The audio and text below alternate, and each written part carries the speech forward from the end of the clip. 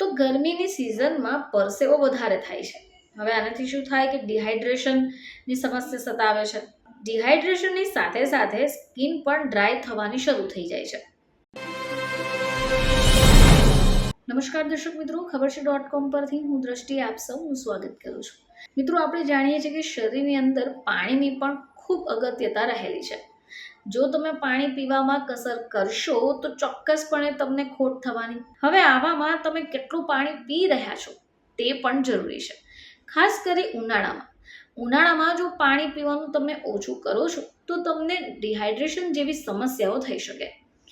આવામાં આપણને ખબર જ છે કે ઉનાળાની સખત ગરમીમાં બને એટલું પ્રવાહી પીવાનું રાખવું જોઈએ. તો ગરમીની સિઝનમાં પરસેવો વધારે થાય છે. હવે આનાથી શું થાય કે ડિહાઇડ્રેશનની સમસ્યા સતાવે છે. ડિહાઇડ્રેશનની સાથે સાથે સ્કિન પણ ડ્રાય થવાની શરૂ થઈ જાય છે. હવે એવામાં જો સ્કિનને સારી રાખવી હોય, સ્કિનને હાઇડ્રેટ રાખવી હોય તો આપણે પાણી પીવું જ પડશે. ગ્લો જોઈતો હોય તો સ્પેશિયલ ડ્રિંકનું પણ આપણે ઉપયોગ કરી શકીએ. સ્પેશિયલ ડ્રિંક પણ આપણે ટ્રાય કરી શકીએ, જેનાથી ત્વચા ઉપર એક રંગત પણ આવે.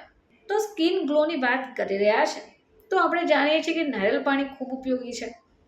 પરંતુ આજના આ ઝડપી જમાનામાં તમે જો કંઈક નવું જાણવા ઈચ્છતા હો તો આ સમાચાર આપના માટે છે. મિત્રો, સ્કિન ગ્લો સ્મૂધી ખાસ કોકોનટ અને બેરીમાંથી બનાવાય છે. તમે આને સેવન કરશો તો તમને પીવામાં પણ મજા પડશે અને સાથે સાથે એનો સ્વાદ જેટલો સારો છે એટલું જ શરીર માટે પણ સારું છે. તો કોકોનટ અને બેરીમાંથી બનતું આ સ્મૂધી એન્ટીઓક્સિડન્ટથી પણ ભરપૂર છે. કારણ કે જે બેરી છે તે એન્ટીઓક્સિડન્ટથી ભરપૂર છે. વિટામિન સીથી ભરપૂર નારિયેળ પાણીનો પણ આમાં સમાવેશ થાય છે. તો નારિયેળ અને બેરી આ બંને જ ત્વચાને હાઇડ્રેટ કરે છે, ત્વચા પર ગ્લોઈંગ લાવે છે.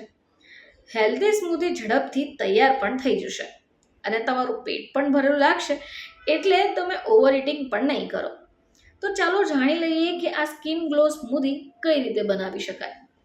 તો આના માટે તમને જોઈશે 1 કપ જેટલું નારિયેળ પાણી, અડધો કપ જેટલું નારિયેળની મલાઈ, અડધો કપ મિક્સ સ્ટ્રોબેરી, 2 ચમચી ફ્રોઝન ડ્રેગન ફ્રૂટ અને સ્વાદ અનુસાર મેપલ સિરપ અથવા તમે ઈચ્છો તો મધને પણ લઈ શકો.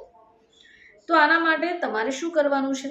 એક મિક્સર જારમાં નારિયેળ પાણી, નારિયેળની મલાઈ, mix strawberry, frozen dragon fruit અને સ્વાદ અનુસાર મેપલ સિરપ અથવા તો મધ, બસ આ જે મિશ્રણ છે એને તમારે પ્રોપર રીતે બ્લેન્ડ કરી દેવાનું છે. એકવાર સારી રીતે બ્લેન્ડ થઈ જાય એટલે આ સ્મૂધીને તમે જે ગ્રીન કોકોનટમાંથી પાણી લીધું છે એની અંદર નાખી દો અને ઉપર સ્ટ્રો મૂકી દો, સર્વ કરી દો.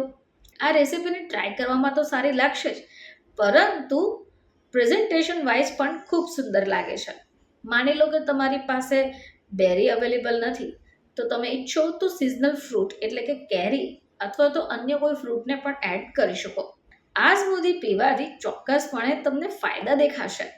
ફરીથી તમારી સમક્ષ હાજર થઈશું, ત્યાં સુધી જોતા રહેજો ખબર છે .com.